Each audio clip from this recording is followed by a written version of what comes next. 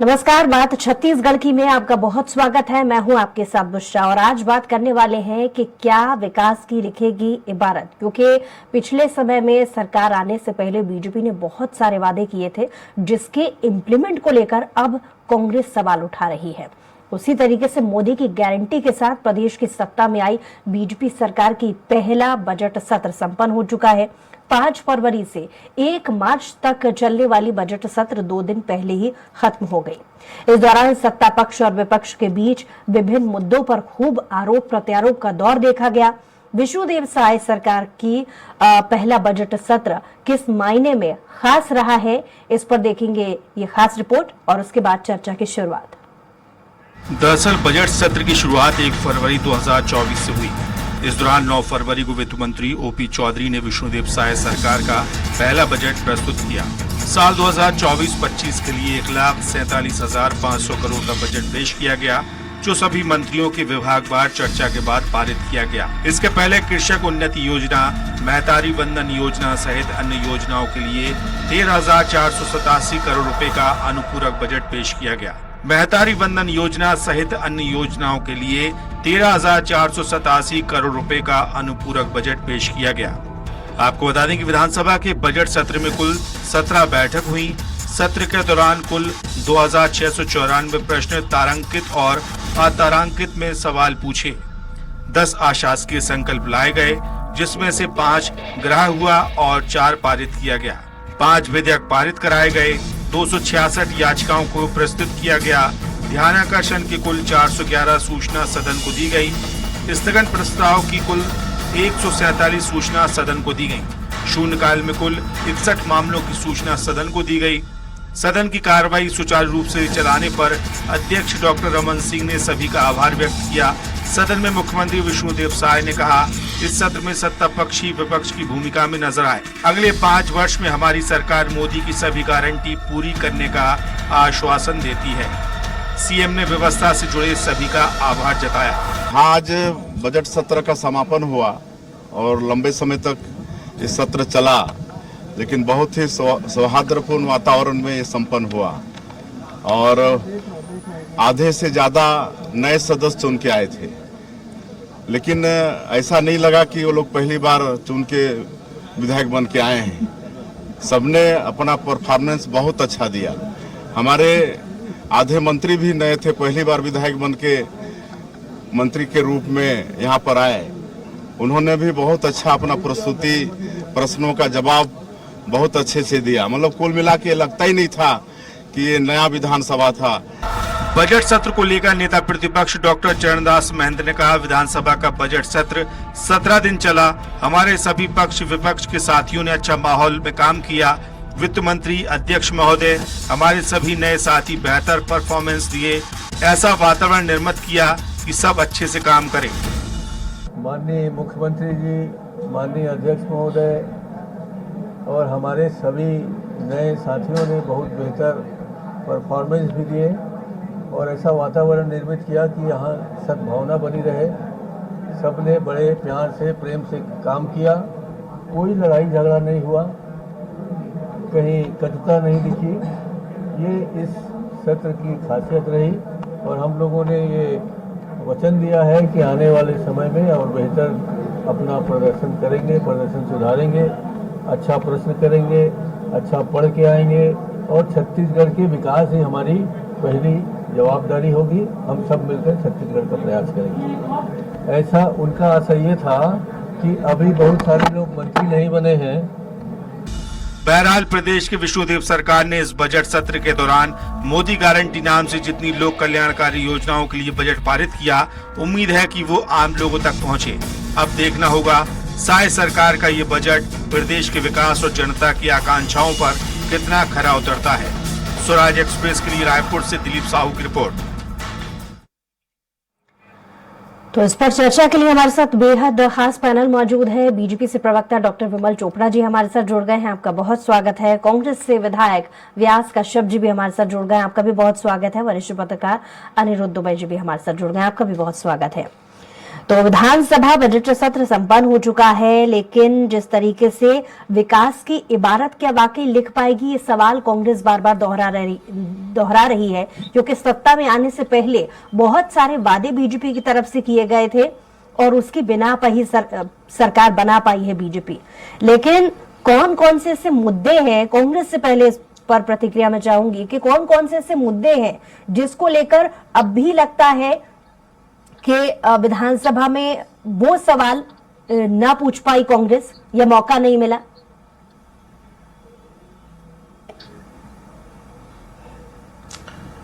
देखिए, इस 17 बैठकों के बाद कांग्रेस ने छत्तीसगढ़ की जो भी प्रमुख बातें थी उस बात को व्यवहारिक रूप से हमारे नेतागण, हमारे विधायक गणों के द्वारा सदन पे रखा गया और सदन पर इसकी चर्चा की अनुमति भी चाही गई, परंतु कुछ विषय को लेकर हमें अनुमति नहीं मिल पाई। हमारा उद्देश्य है कि छत्तीसगढ़ में आज हम प्रतिपक्ष पर हैं। हमारा प्रयास रहेगा कि वो मामले जो छत्तीसगढ़ के हित के लिए हो, उन सब विषयों को हम सदन में रखकर आम जन की बात लाएं और सरकार को बताएं कि इस पर बेहतर कार्रवाई करें। जी ठीक है, विमल जी से मैं सवाल का जवाब चाहूंगी। विमल जी, सत्ता पक्षी विपक्ष की भूमिका में नजर आया ये आपके नेता विधानसभा की कार्यवाही पूरी तरीके से संपन्न हो जाने के बाद में कहते नजर आए, तो इसका मतलब क्या निकाला जाए? क्योंकि कांग्रेसी नेता इस बात को इस तरीके से भी ले रहे हैं कि कहीं ना कहीं बीजेपी ने तंज कसने की कोशिश की है कि उन्होंने अपनी भूमिका अच्छे से नहीं निभाई और वो भूमिका भी बीजेपी के नेताओं ने निभा ली। कैसे समझा जाए इस बयान को? देखिए, ऐसा है कि भारतीय जनता पार्टी चाहे सत्ता में रहे चाहे विपक्ष में रहे, वह अपनी भूमिका को पूरे न्याय के साथ निभाती है। आज भारतीय जनता पार्टी सत्ता पक्ष में है और जब भारतीय जनता पार्टी विपक्ष में थी तब उसने कांग्रेस पे बहुत सारे आरोप लगाए कि पीएससी का घोटाला हुआ, गोबर में घोटाला हुआ, पैरा में घोटाला हुआ। और अब जब सरकार में भारतीय जनता पार्टी है तो उसका ये कर्तव्य है कि जो उसने घोटालों की जो बात की है उनको साबित करने का मौका उसको मिला है। तो भारतीय जनता पार्टी की लोगों ने इन बातों को सदन में उठाया कि ये इस प्रकार के भ्रष्टाचार कांग्रेस के शासन में हुए हैं और जिसकी जांच की घोषणा जो है वो मंत्रियों के द्वारा की गई कि इसमें जांच की जाएगी। तो जांच से दूध का दूध और पानी का पानी होगा और कांग्रेस के नेताओं ने भ्रष्टाचार किया था कि नहीं किया था यह साबित होगा। और ये पूरे सत्र के दौरान भारतीय जनता पार्टी ने अपनी मोदी की गारंटी को पूरा करने का प्रयास किया है और उसमें भारतीय जनता पार्टी सफल रही है। आज लगभग 2-2.5 महीने की सरकार है भारतीय जनता पार्टी की। उसने किसानों को 2 वर्ष का बोनस दे दिया है। महतारी वंदन योजना का पैसा जो है वो अगले महीने से मिलना चालू हो जाएगा। उसी प्रकार से धान के बोनस की राशि जो है वो अगले महीने सबको मिल जाएगी। तो ये सारी चीजें जो है भारतीय जनता पार्टी पूरी कर रही है, उसकी जो गारंटी थी वो पूरी कर रही है और कांग्रेस के लोगों को किसी प्रकार का मौका नहीं मिला कि वो भारतीय जनता पार्टी को कहीं अलग मायनों में कांग्रेस इस स्टेटमेंट को इस तरीके से भी देख रही है, क्योंकि लगातार जो प्रश्न उत्तर का दौर जब चला था विधानसभा में तो प्रश्न आप ही के नेताओं की तरफ से उठा लिए गए थे, जिसको लेकर कांग्रेस लगातार ये कह रही है कि आपके नेता ही आपकी सरकार पर संतुष्ट नहीं है और कार्यप्रणाली पर वो खुद ही सवाल उठा रहे हैं। ये सरकार की कार्यप्रणाली पर सवाल नहीं था, ये मौका था कि भारतीय जनता पार्टी ने जो आरोप लगाए हैं कांग्रेस पर विपक्ष में रहते हुए, उन आरोपों को पूर्ण करने का काम जो है वो जो है ये सरकार कर रही है। इसलिए ऐसा कोई ऐसी समस्या नहीं है कि हम विपक्ष की भूमिका निभा रहे हैं। अभी तो ये शुरुआत है और हमको ये सिद्ध करना है कि कांग्रेस ने किस प्रकार से भ्रष्टाचार किया है। जी, क्योंकि हमने मोदी की गारंटी को लेकर के जिक्र किया है, इस पर भी सवाल पर मैं वापस आऊंगी, लेकिन पहले अनिरुद्ध जी से प्रतिक्रिया चाहूंगी। अनिरुद्ध जी, 17 दिन की ये विधानसभा की कार्रवाई चली है। अपने आप में विष्णुदेव साय सरकार का ये क्योंकि पहला बजट था, बहुत खास था, कई मायनों में खास था, बहुत सारे ऐसे मुद्दे उठाए गए। ओवरऑल मैं आपसे पूछना चाहूंगी, ये जो सदन की कार्रवाई चली है, कौन कौन से ऐसे खास मुद्दे रहे?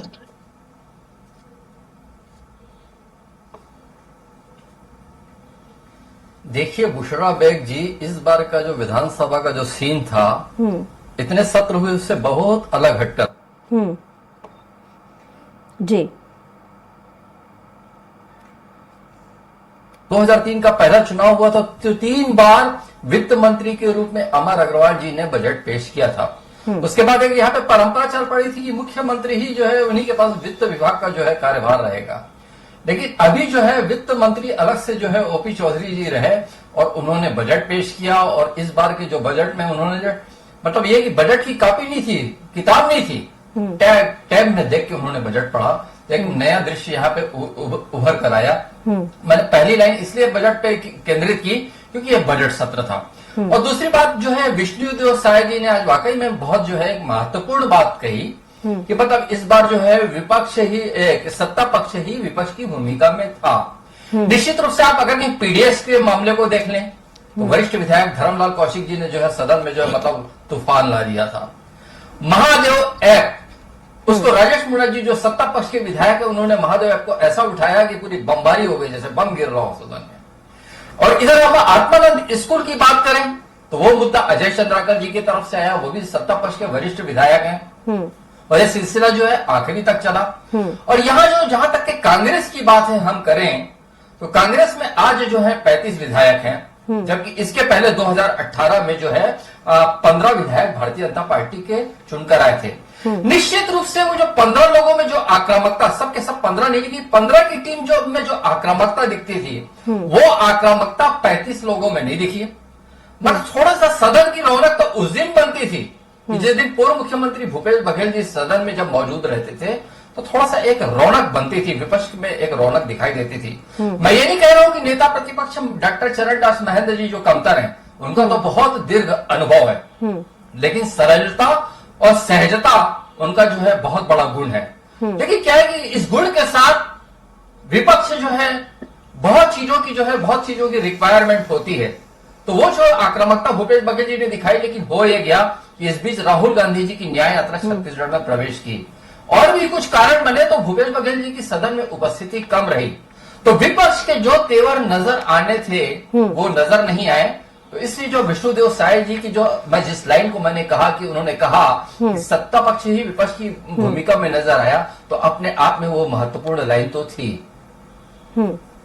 व्यास कश्यप जी, बहुत अच्छे शब्दों में अनुरुद्ध जी ने ये समझाया कि ये पूरा विधानसभा का सत्र कैसा रहा। लेकिन इस बात पे फिर से मैं केंद्रित करना चाहूंगी आपका ध्यान कि सत्ता पक्षी विपक्ष की भूमिका में नजर आया। कहीं ना कहीं आपको ये इशारा नजर नहीं आता कि बीजेपी के नेता ये भी कह रहे हैं, क्योंकि कल का भी एक स्टेटमेंट सामने आया जिसमें डिप्टी सीएम ये कह रहे थे कि मुद्दा विहीन है क्या कांग्रेस?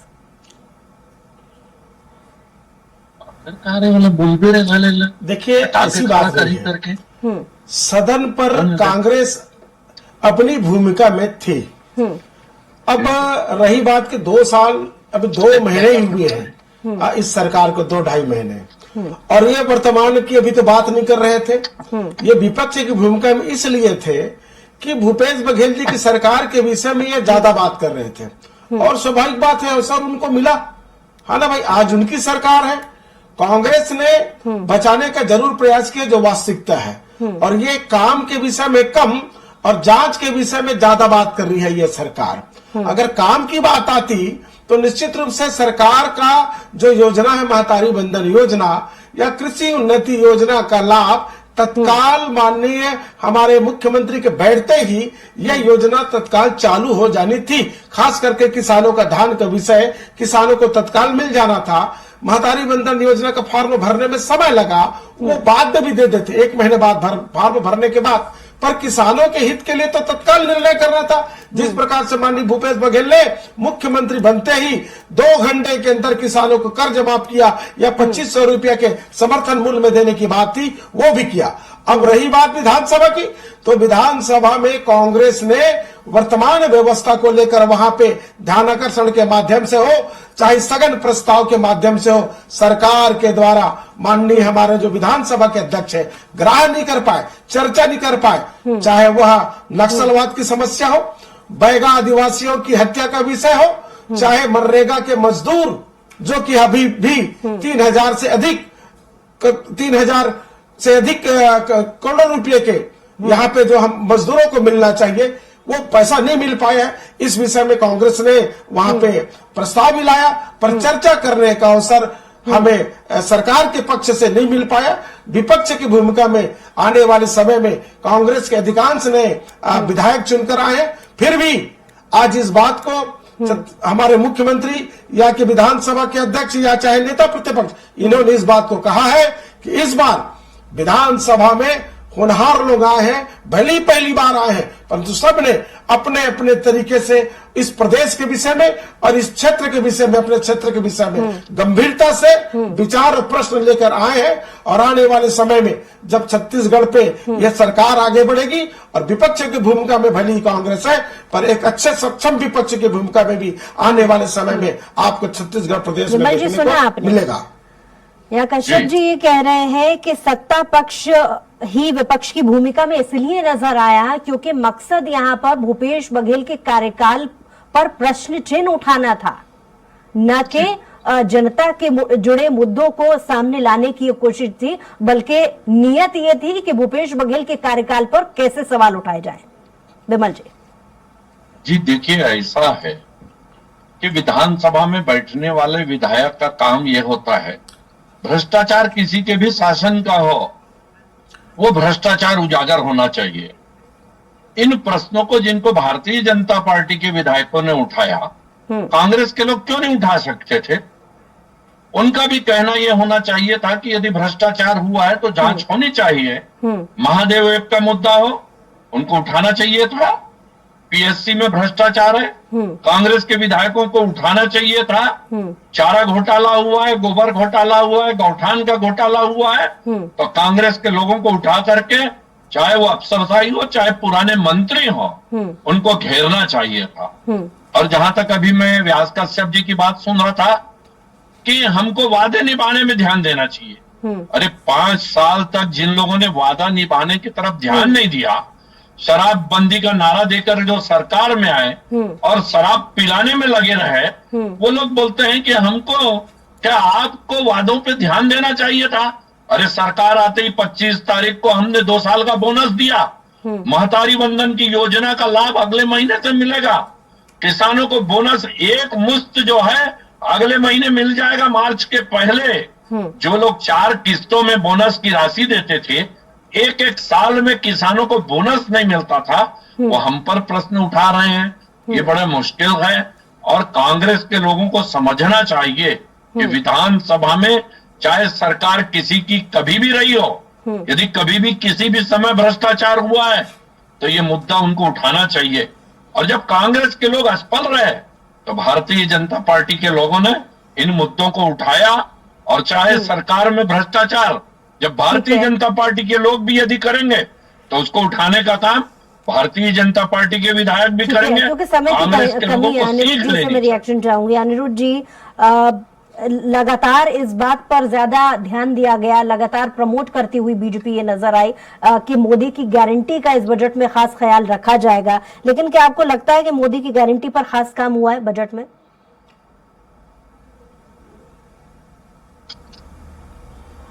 देखिए क्या है कि जो जो वादे थे और वो सारे वादे जो है चुनाव के पहले तो मोदी जी की गारंटी का कहे गए थे बुशरा जी, तो और उन वादों पे अलग अलग इन्होंने मत रखी, महतारी वंदन और भी बहुत सारे हैं।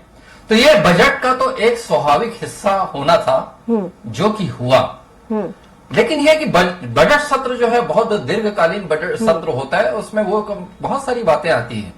मोदी की गारंटी से हटके भी हम कुछ बात कर लें तो बजट सत्र में एक और खास बात दिखी कि जैसे रेत उत्खनन में मतलब है कि स्मगलिंग और वो नदी का डैमेज होना, बहुत सारे जो मुद्दे होते हैं। एक चीज ये अच्छी थी कि इस मुद्दे पे कांग्रेस और भारतीय जनता पार्टी दोनों तरफ के विधायक जो है बराबर से बोले, बल्कि मिलकर बोले। जैसे मैं कांग्रेस की बात करूं तो शेषराज हरवंश जी, अटल श्रीवास्तव जी, इधर मैं भारतीय जनता पार्टी की तरफ देख रहा था तो धर्मलाल कौशिक जी, अजय चंद्राकर जी, धर्मजीत सिंह जी, ये बहुत प्रखर विधायक हैं भारतीय जनता पार्टी के। तो रेत पे जब इन लोगों ने संयुक्त रूप से बोला तो ये सदन में एक बहुत अच्छा दृश्य था कि प्रकृति की, पर्यावरण की, दोनों तरफ के विधायकों को इसकी बराबर चिंता है। और बैगा आदिवासी एक जो बहुत बड़ा मुद्दा था कि वहां पे जो है कवर्धा क्षेत्र में, कवर्धा विधानसभा क्षेत्र में एक गांव में 3 बैगा आदिवासियों की जो है संदिग्ध मौत हो गई, जिसमें ये क्लियर नहीं हो पा रहा है कि हत्या है कि आत्महत्या है, लेकिन कहा जा रहा है कि हत्या है। इसको भी जो है कांग्रेस ने बहुत अच्छे से सदन में उठाया। उसमें यह है कि ये मतलब उस दिन जैसा लगा कि विपक्ष के जो तेवर जो विपक्ष की तरह दिख रहे थे, मतलब गर्भगृह में सारे विधायक नारे लगाते हुए आ गए, स्वयं निलंबित हो गए, फिर वहां पे परिसर में गांधी प्रतिमा पर जाके वहां पे बैठे हुए दिन भर की कार्रवाई का बहिष्कार किया। तो उससे एक दिन लगा कि आज विपक्ष अपनी बहुत उग्र भूमिका में है। और एक बात होते होते रह गई इस सत्र में। वरिष्ठ भारतीय जनता पार्टी के विधायक अजय चंद्राकर जी ने क्वांटिफाइबल डेटा आयोग की रिपोर्ट को लेके प्रश्नकाल में एक प्रश्न लगाया था, जिसपे जवाब मुख्यमंत्री विष्णुदेव साय जी का आना था। लेकिन ये क्वांटिफाइबल डेटा आयोग की रिपोर्ट पे जो चर्चा जो है 2 मिनट में ही सदन में खत्म हो गई। इसमें अगर के प्रॉपर सवाल होते और इसमें जवाब आते तो बहुत कुछ जो है तस्वीर साफ होती, क्योंकि यहाँ के जो छत्तीसगढ़ का आरक्षण विधेयक जो कांग्रेस के समय में आया था, जो जाकर रुक गया और ये जो है पारित तो हो गया विधानसभा से, लेकिन राजभवन से हरी झंडी नहीं मिल पाई। और राजभवन ने भी मांग की थी कि क्वांटिफाइबल डेटा आयोग की रिपोर्ट जो है। अनिरुद्ध जी, रोकना चाहूंगी आपको। बहुत शुक्रिया हमारे साथ जुड़ने के लिए। व्यास जी आपका भी बहुत शुक्रिया, और विमल जी आपका भी बहुत शुक्रिया हमारे साथ जुड़ने के लिए, तमाम बातचीत के लिए। बहरहाल मोदी की गारंटी के साथ प्रदेश की सत्ता में आई बीजेपी सरकार का पहला बजट संपन्न हो चुका है। लगातार आरोप प्रत्यारोप का दौर देखा गया, जहां पर सत्ता पक्ष ने तमाम तरीके के तंज बीजेपी पर, कांग्रेस पर कसे कि वो अपनी भूमिका बतौर विपक्ष भी ठीक तरीके से नहीं निभा पा रहे हैं। तो इसी के साथ ही हमारी खास पेशकश में इतना ही। कुछ और खबरों के लिए देखते रहिए स्वराज एक्सप्रेस।